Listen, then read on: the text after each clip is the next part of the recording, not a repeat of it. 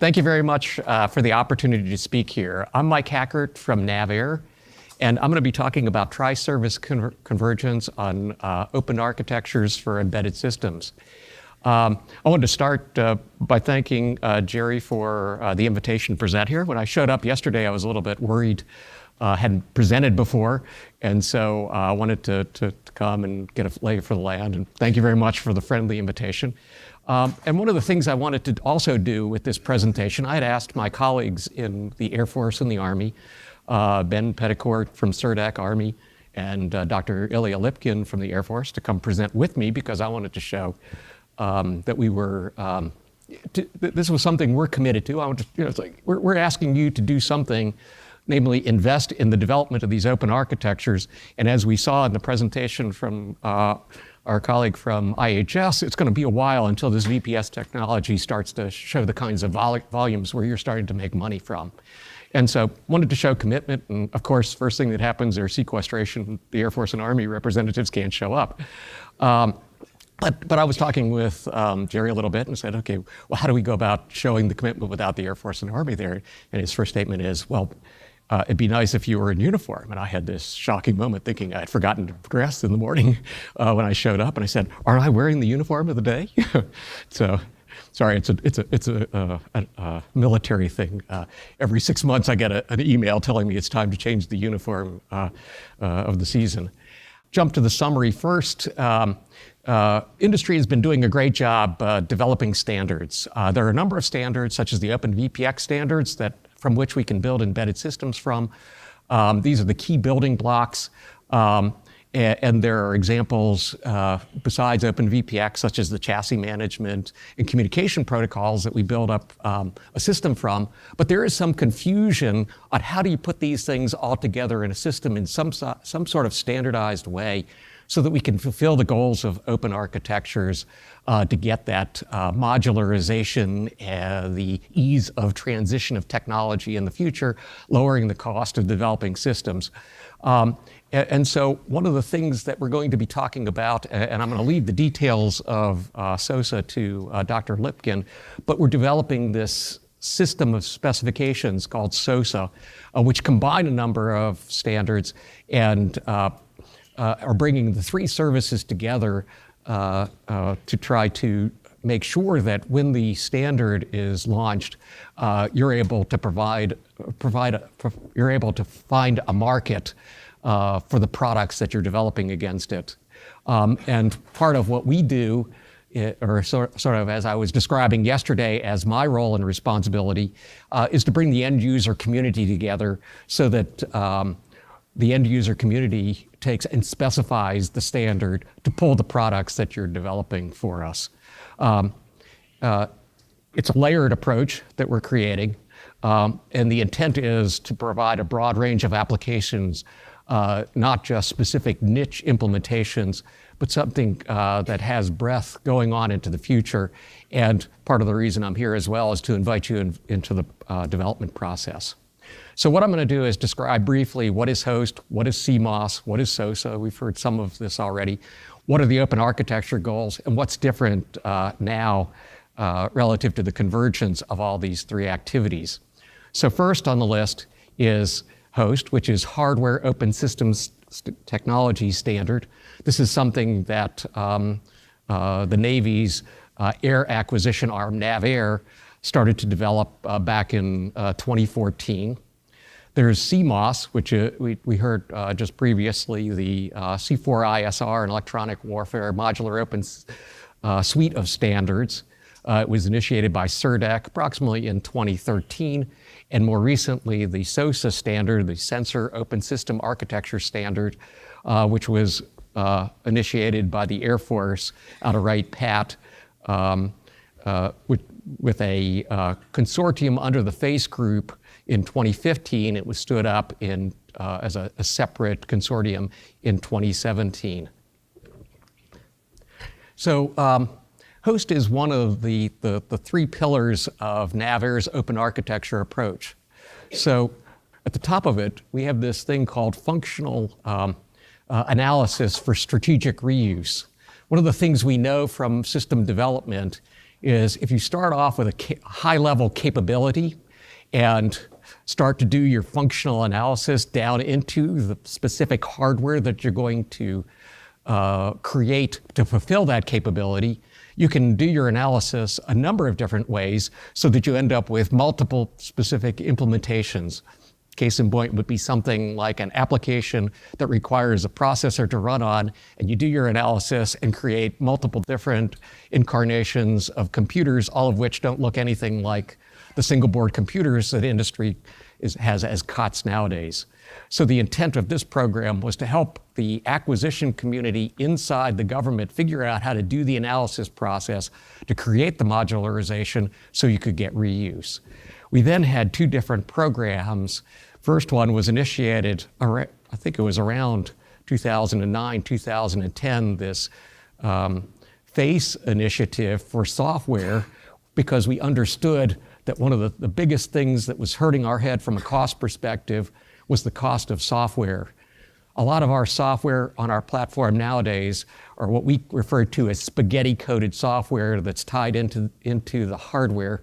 It's very similar to what I got to see in my first career back in the 80s, where every time a processor changed, we had to go through and change all of our application software because it was so tightly knitted into the hardware. The intent of that program is to abstract the software from the hardware. The other program that was initiated as the hardware counterpart is HOST, with the idea of being able to abstract the hardware from the software, so I could have software that could sit there and with relative ease be rehosted on new hardware as the hardware got technology refreshed. Because we understood, okay, so years ago, technology didn't change that quickly. You could deploy some technology and it could last 10 or 20 years ago. Nowadays, a processor family is being obsoleted within a few years. And so even during the design phase, our processor technology is becoming obsolete. And oh, by the way, unlike any other civil servant trying to represent an end user community, I want requirements that keep increasing.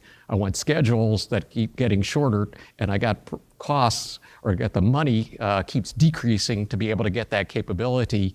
And the reality is, our opponents in the world, or the places where we have to be able to defend ourselves, they're using COTS technology and able to outcompete us just because they can use the technology much more quickly, adapt and apply it.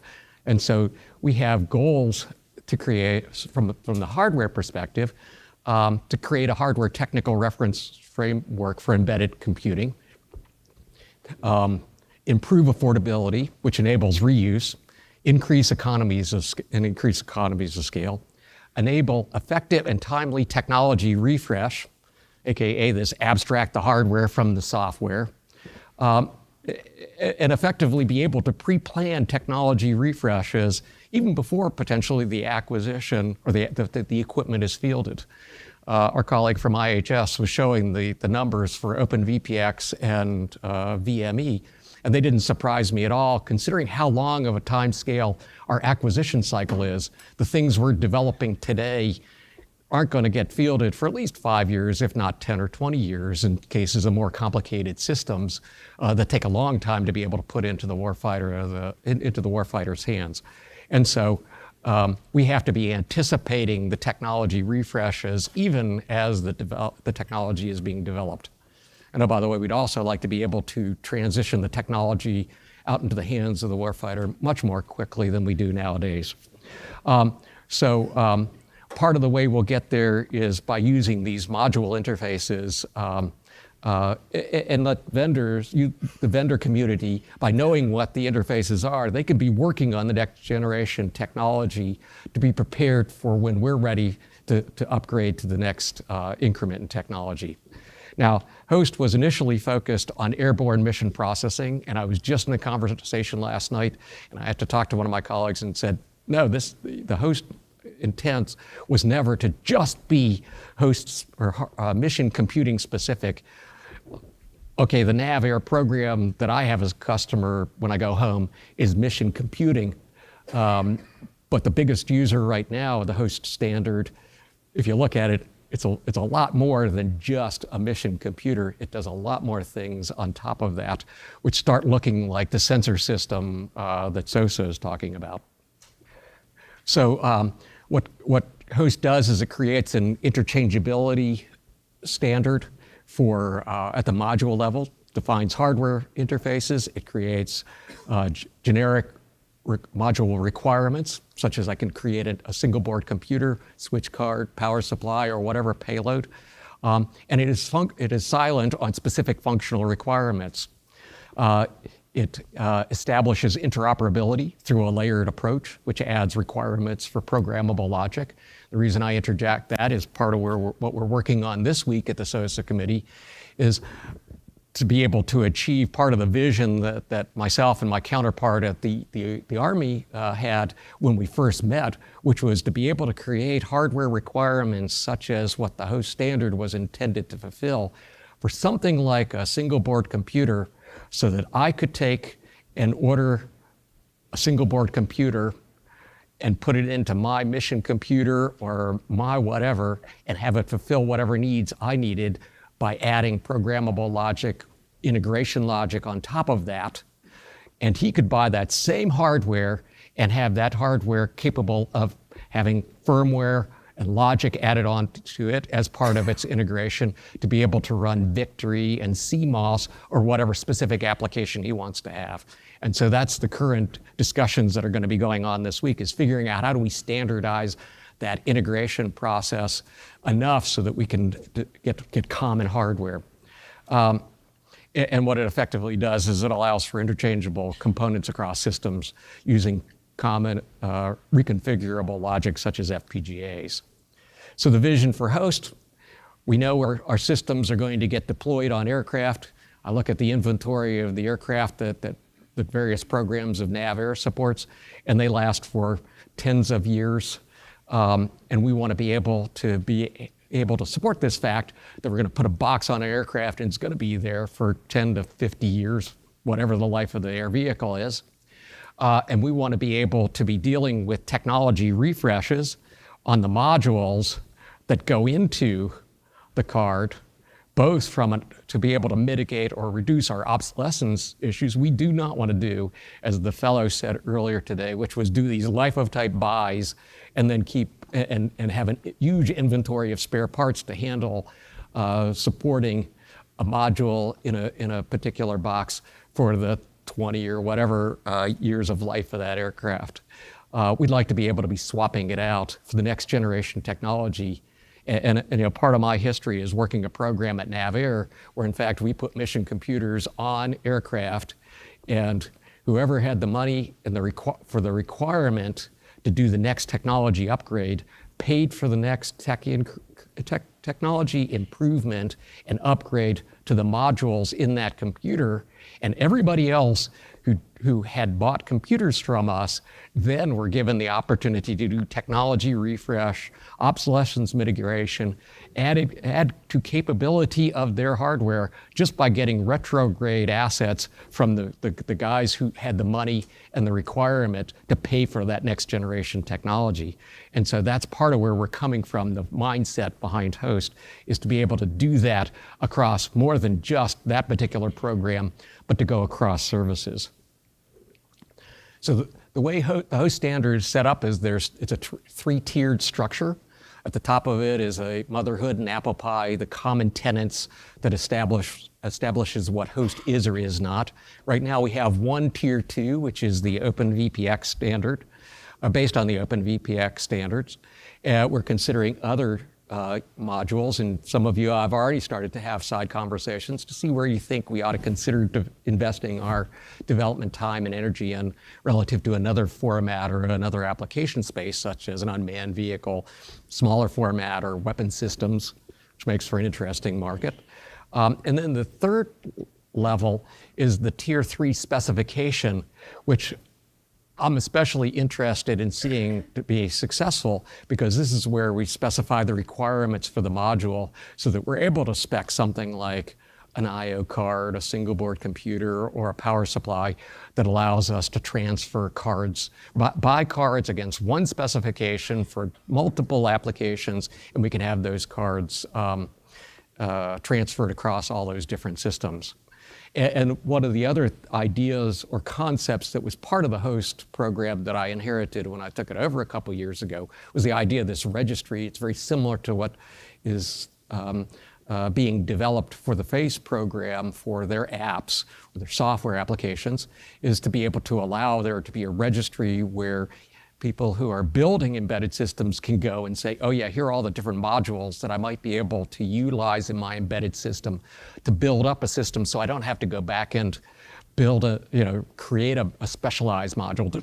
There is no value in recreating over and over again slightly different engineered modules like a single board computer or a power supply when it doesn't provide all that much more capability.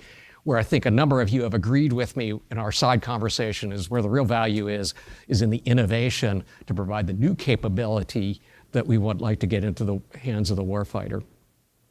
So another item is this registry in Tier 3. So I'm going to skip through the CMOS slides real quickly here because I think I'm not an expert on it, and a lot of this comes directly from what I've learned or read over the years or has already been presented about the CMOS program. One of the things that I did find unique about CMOS is this idea of a universal A Kit, which eliminates the need for platform-specific integration. One of the problems I've got in my fleet aircraft that I represent is every one of the A kits on an aircraft is unique and different, and we, the government, don't really control that. It's the air platform supplier, and that creates problems for us because anytime we want to do anything, we've got to go back to them. We don't know the interfaces. Part of my lessons learned from when I joined NAVAIR, I was talking to my counterpart on the shipboard side, and they said they realized a long time ago that they had these same sorts of obsolescence problem, where at the time between when you started to design a ship and are laying the keel, and when you're actually starting to use the equipment and going out on first sea trials, it's such a long span that everything that you might have considered putting on that thing is obsolete.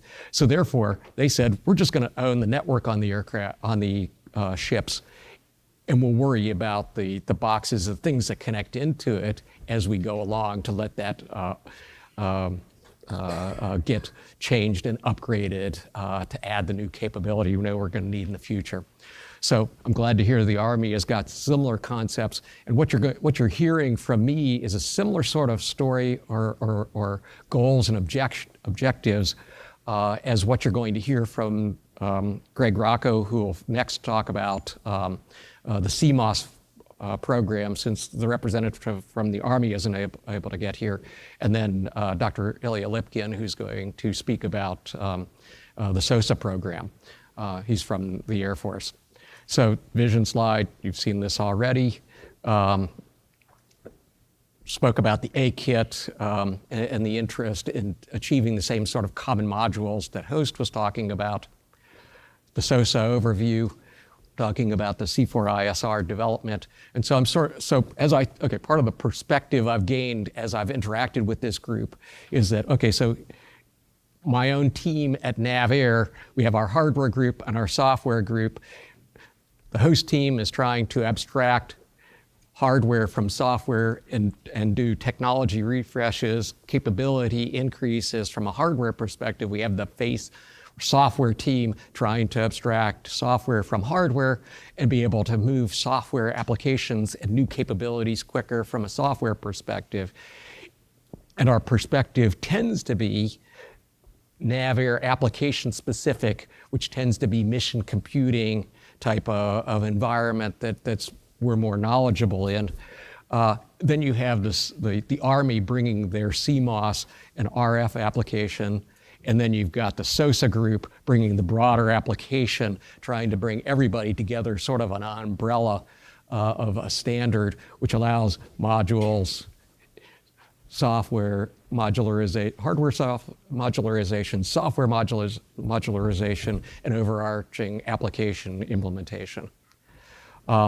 And I think, what is it? I look at this slide and I recognize here, these look a lot like the images that I saw for the first time in the overview that the NAVAIR team put together for their overarching open architecture initiatives.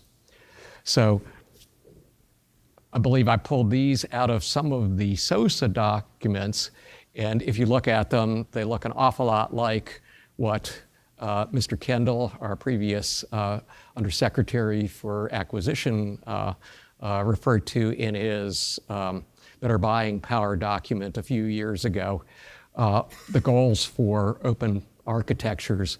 And I believe Host fulfills this, FACE fulfills it, CMOS is trying to fulfill it, and now SOSA is trying to fill these as well. So what we're trying to do is come up with a common architecture approach, coordinate between the three services to establish the underlying technology from a hardware, software, application perspective, and have it converge under one standards body to fulfill all three.